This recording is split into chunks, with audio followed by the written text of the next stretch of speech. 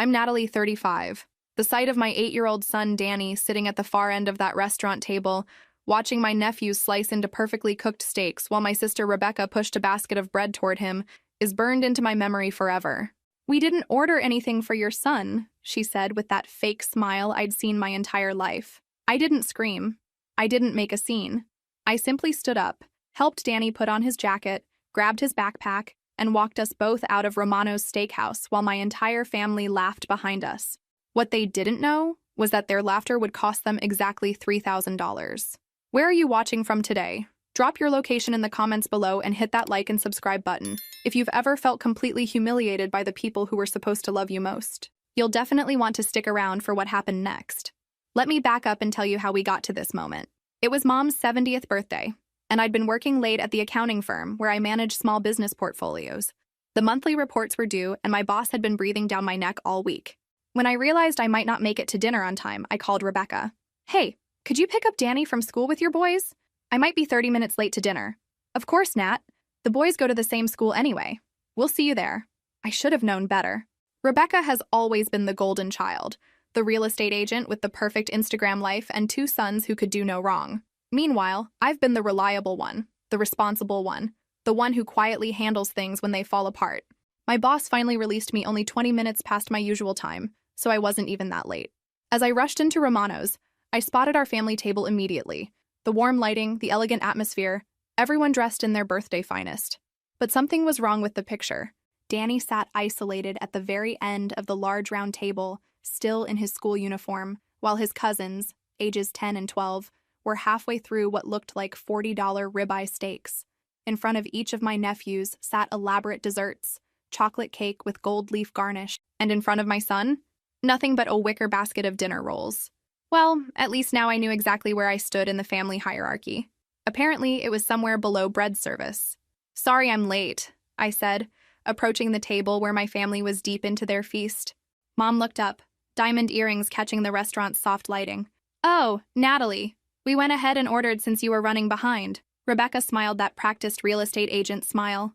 "We got Danny some bread. He seemed perfectly happy with it." I looked at my son, who was sitting quietly with his hands folded in his lap, watching his cousins eat. 8 years old, and he'd already learned not to complain when life wasn't fair. "Danny, are you ready to go?" I asked, keeping my voice steady. "But we just got here," Rebecca protested. "Sit down, order something. We're about to do the birthday toast." Funny how the birthday toast could wait for me, but dinner service couldn't. "Actually, we have other plans," I said, helping Danny with his jacket. "Other plans?" Mom's voice carried that wounded tone she'd perfected over the years. "Yes, plans that include Danny actually eating dinner." As we walked toward the exit, I heard Rebecca's voice behind us. "Seriously, she's making a scene over bread?" The laughter that followed us out the door was like ice water in my veins. In the parking lot, Danny looked up at me with those serious brown eyes that were far too wise for an 8-year-old. "Mom, did I do something wrong?" My heart cracked a little. "No, baby, you did absolutely nothing wrong. I drove straight to the Capitol Grill, the most expensive restaurant in town. If Danny was going to have a memorable dinner, it was going to be for all the right reasons." "Table for 2? The hostess asked. "Yes, please." "Your best table." As we were seated, Danny's eyes widened at the elegant atmosphere. Crystal glasses, white tablecloths, the kind of service that makes you feel important. "Can I really order anything?" he asked, studying the menu with the concentration of a Supreme Court justice. "Anything your heart desires." While Danny deliberated between filet mignon and lobster, I pulled out my phone and opened my banking app. Time to teach my family a lesson about priorities. The additional credit card I'd given Mom 3 years ago was about to become a very expensive education. First National Bank customer service. "How can I help you?" "I need to cancel a card immediately. Number ending in 4847. "Certainly. May I ask the reason?" "Family emergency," I said, which wasn't technically a lie. My family's understanding of basic human decency was definitely an emergency. While Danny savored every bite of his perfectly prepared filet mignon, I watched him discover what it felt like to matter. The waiter treated him like a young gentleman, explaining the different sides, making sure his water glass stayed full. 3 years. 3 years I'd been subsidizing my family's lifestyle with that credit card, originally intended for Mom's necessities after Dad passed. Groceries, utilities, medical expenses. That was the agreement. Somehow, necessities had evolved into designer shopping trips and restaurants that charged more for wine than I spent on groceries in a month. My phone started buzzing around 8:30. First Rebecca, then Mom, then Rebecca again. I turned it face down and focused on my son, who was telling me about his science project between bites of chocolate souffle. "This is the best restaurant ever, Mom. You deserve the best, sweetheart. Don't ever forget that." By the time we finished dinner, I had 17 missed calls and 26 text messages. Around 9:15, a notification popped up on my banking app. "Transaction declined, $3,127, Romano's Steakhouse." There it was. They'd tried to use my card to pay for their celebration, just as I'd expected.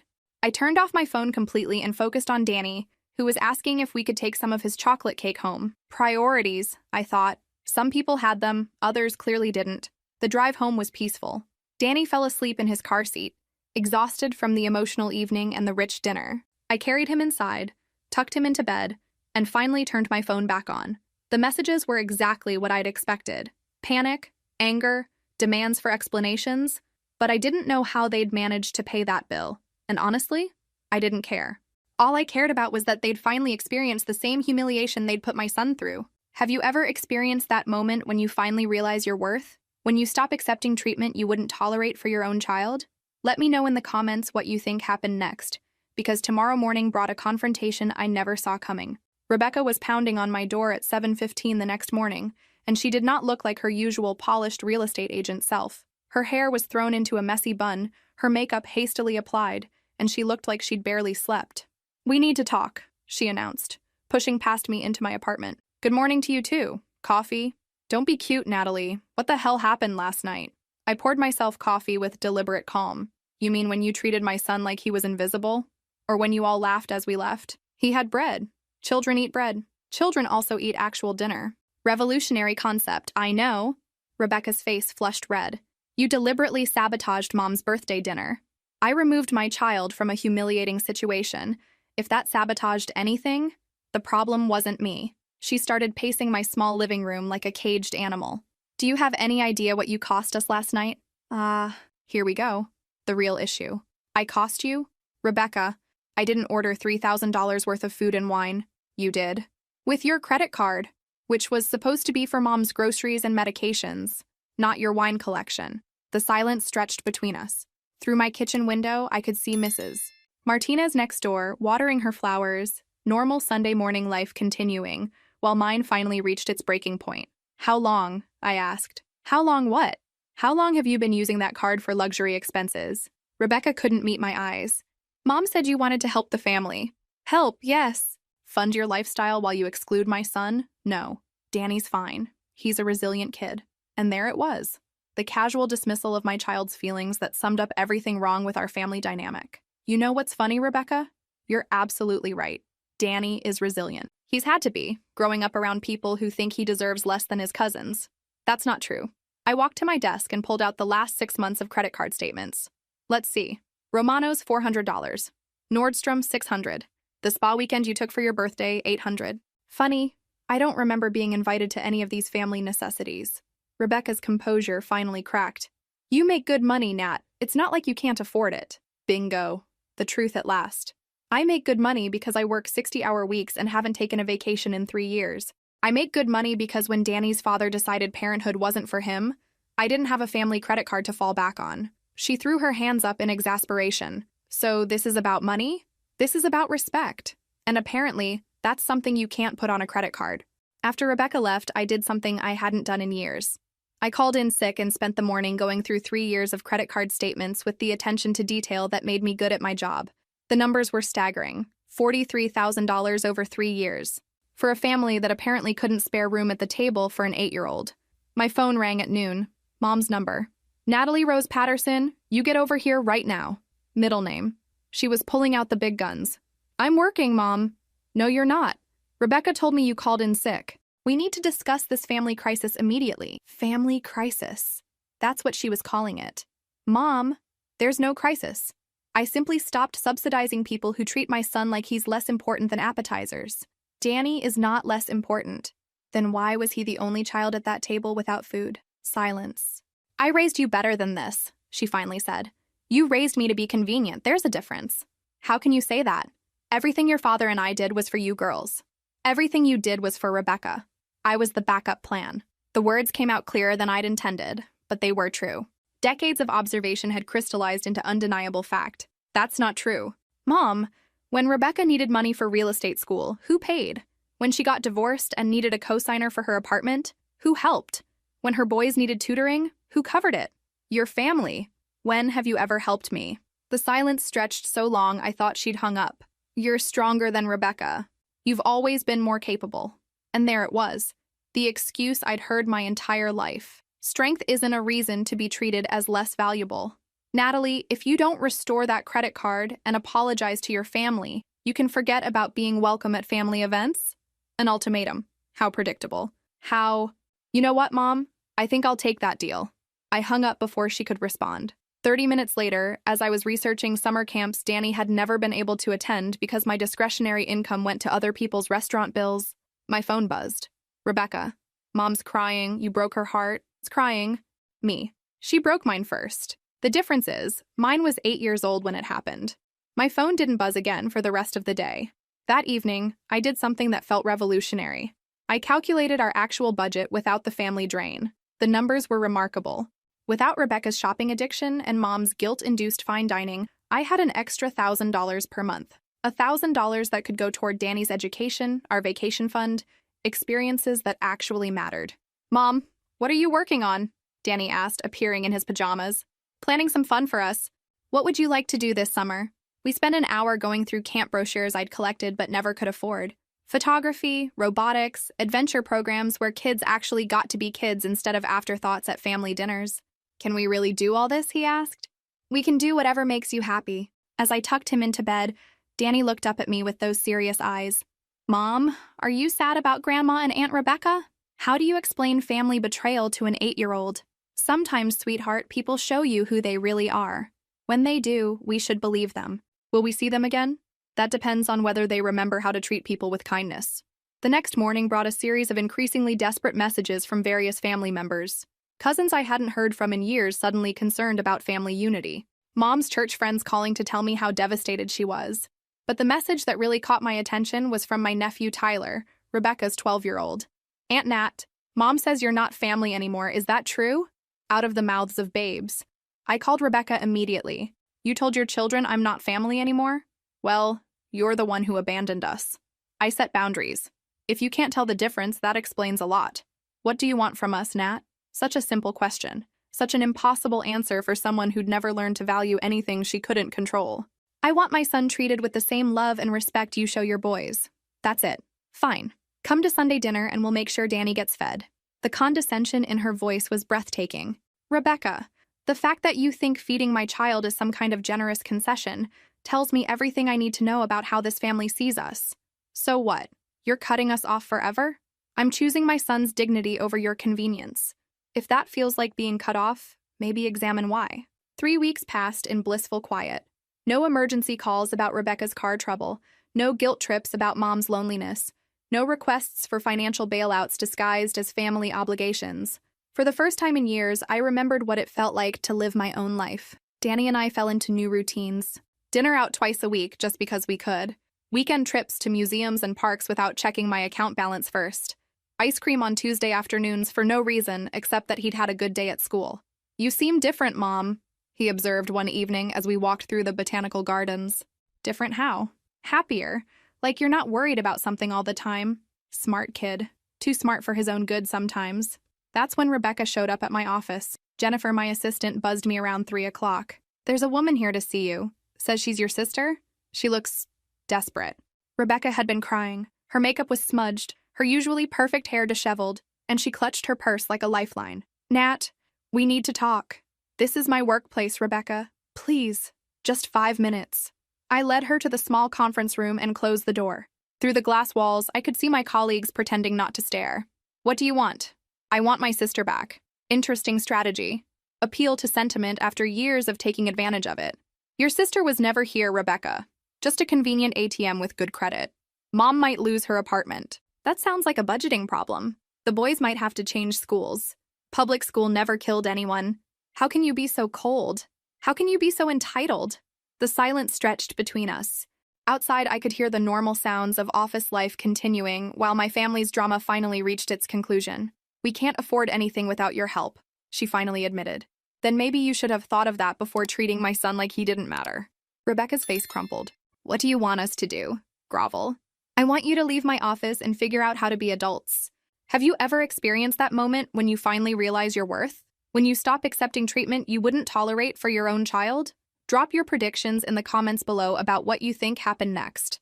Because what came after this surprised even me. The final confrontation came 2 weeks later, on a Saturday morning. I was making pancakes with Danny when I heard familiar voices arguing in the hallway outside my apartment. Just knock. She has to listen eventually. What if she calls the police? She won't. She's not that heartless. Actually, I was seriously considering it, but Danny was flipping pancakes with the concentration of a master chef, and I didn't want him traumatized by watching his grandmother get arrested for harassment. I opened the door before they could knock. Ladies. Mom looked awful. She'd lost weight. Her usually perfect hair was unkempt, and her clothes looked like she'd been sleeping in them. Rebecca stood behind her like a bodyguard, but even her real estate agent composure was cracked. Natalie, please. We need to settle this, Mom said. Come in, but keep your voices down. Danny's making breakfast. They followed me into my small living room, both of them looking around like they'd never seen my apartment before, which, to be fair, they probably hadn't paid much attention to during their 3 years of spending my money. Nice place, Rebecca said awkwardly. It's what I can afford without subsidizing other people's lifestyles. Mom perched on the edge of my sofa like she was afraid of contamination. Honey, I need you to understand our situation. I understand it perfectly. You spent money you didn't have, and now you want me to fix the consequences. It's not that simple. It's exactly that simple, Mom. For 3 years, you treated my credit card like a magic money tree. Now the tree's gone, and you're surprised there's no fruit. We never meant to take advantage, Mom said weakly. Intention doesn't change impact. The silence stretched uncomfortably. From the kitchen, I could hear Danny humming while he cooked, completely oblivious to the drama unfolding in our living room. What do you want from us? Mom finally asked. Nothing. I don't want anything from you anymore. Rebecca leaned forward desperately. Then what will it take for you to forgive us? I studied their faces, Mom's desperation, Rebecca's panic, and realized something profound. These women had spent my entire life teaching me that love was conditional on my usefulness. Now that I was no longer useful, they were discovering what love actually looked like when the conditions were removed. You can't earn forgiveness for something you don't understand you did wrong. We understand, Mom started. No, you don't. You understand that your money tree dried up. You don't understand that watching my son sit hungry while other children ate was the moment I realized you never actually loved us. The words hung in the air like a death sentence. That's not true, Mom whispered. When was the last time you called me just to see how I was doing? When was the last time you asked about my job, my dreams, my life? When was the last time you treated my son like he was as important as Rebecca's boys? They couldn't answer because the answer was never. Here's what I've realized, I continued, my voice steady, despite the emotions churning inside me. For 35 years, I thought I had a family. What I actually had was an arrangement. I provided financial support, and in return, I got the privilege of being tolerated. Natalie, that's not fair, Rebecca protested. What's not fair is spending 3 years watching you exclude my child from family events while spending my money on luxury items. I stood up and walked to my kitchen window, looking out at the small herb garden Danny and I had planted together. Just the two of us, creating something beautiful, without anyone else's help or criticism. The difference between us, I said, turning back to face them, is that I know how to love someone without expecting anything in return. You've never learned that skill. Mom's face was pale. We love you. You love what I provide. There's a difference. So what happens now? Rebecca asked. Now you learn to be adults. You budget your actual income instead of mine. You make choices based on what you can afford instead of what you want. And us? Our relationship? I looked at these two women who'd shaped my understanding of family for decades and felt nothing but sad relief. There is no us, Rebecca. There never was. There was just me giving and you taking until I finally ran out of things to give. They left 15 minutes later. No dramatic scenes, no slammed doors, just the quiet realization that some relationships can't survive equality. After they were gone, Danny appeared in the doorway holding a perfectly golden pancake. Mom, who was here? Nobody important, sweetheart. Just some people who got lost. 6 months later, I'm sitting in the Capitol Grill with Danny, watching him confidently order his own meal from the menu. We come here twice a month now, just because we can. Just because he deserves to feel important. Mom, can we get dessert? He asks, cutting his steak with the confidence of a child who knows he matters. We can get whatever you want. The financial freedom is remarkable. Without the constant drain of other people's emergencies and entitlement, our budget has room for the life we actually want to live. Danny's in robotics camp this summer. We're planning a trip to Disney World for Christmas, and his college fund grows every month. But more important than the money is watching Danny hold his head higher, speak up for himself, and never again doubt that he deserves a seat at any table. My phone buzzes with a text from an unknown number. "This is your mother. I've been thinking about what you said.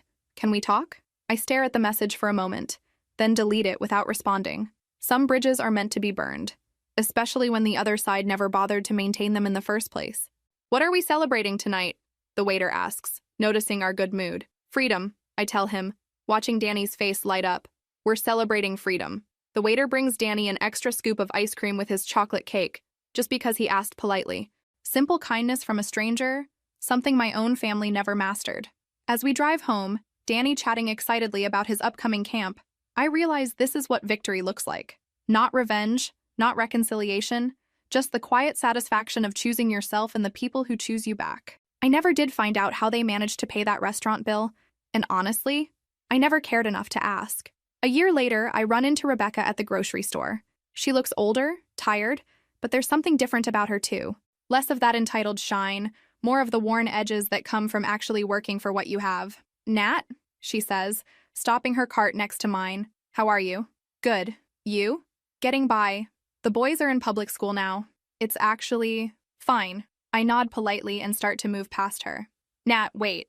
Her voice is different now too, smaller. "I wanted you to know I got a second job. Part-time, but it helps." "That's good, Rebecca." "I never thanked you." I stop. "For what?" "For teaching me that nobody owes me anything." It's the first genuine thing she's said to me in 35 years. "Take care of yourself," I tell her and mean it. As I drive home, I realize that somewhere along the way, the anger has faded into indifference. They're not villains anymore, just people who made choices and lived with consequences. Same as everyone else. Danny's waiting for me with his latest robotics project, eager to show me how the gears work together. We spend the evening on the living room floor, building something complex and beautiful with patience and precision. "Mom, why are you smiling?" he asks. "Because we're exactly where we're supposed to be. And we are. In our own space, with our own money, making our own choices. No debt, no drama, no obligation to people who confuse tolerance with love." Danny's 9th birthday party is everything I wanted it to be. 15 of his classmates in our local park, a chocolate cake from the good bakery, and games that last until sunset. Real friends, real laughter, real celebration of a child who knows he's valued. "This is the best birthday ever," he tells me as I tuck him in that night. "You deserve the best birthday, and the best year, and the best life. Do you think Grandma and Aunt Rebecca miss us?" It's the first time he's mentioned them in months. I think they miss what we provided, but missing someone and loving someone are different things. "I don't miss them," he says matter-of-factly. "Is that bad?" "No, sweetheart, that's honest." After he falls asleep, I sit on our small balcony with a glass of wine, looking out at the city lights. Tomorrow we leave for our Disney World trip, just the two of us, paid for with money that used to subsidize other people's dreams. The freedom is intoxicating. Not just financial freedom, but emotional freedom. Freedom from guilt, from obligation, from the exhausting work of trying to earn love from people who were never capable of giving it. My phone stays silent these days. No emergency calls, no guilt trips, no demands disguised as family loyalty. Just peace. The woman I was a year ago would have been terrified of this silence. The woman I am now treasures it like the gift it is. Sometimes the greatest act of love is refusing to accept anything less than respect. Sometimes the greatest victory is walking away from people who can't recognize your worth. And sometimes the family you choose is better than the family you're born into, even when that family is just you and one 8-year-old boy who deserves the world. If this story resonated with you, make sure to like and subscribe for more stories about finding the courage to choose yourself and the people who truly value you. Remember, you teach people how to treat you, and you always have the power to change the lesson. The best revenge isn't getting even, it's living well. And we're living very well indeed.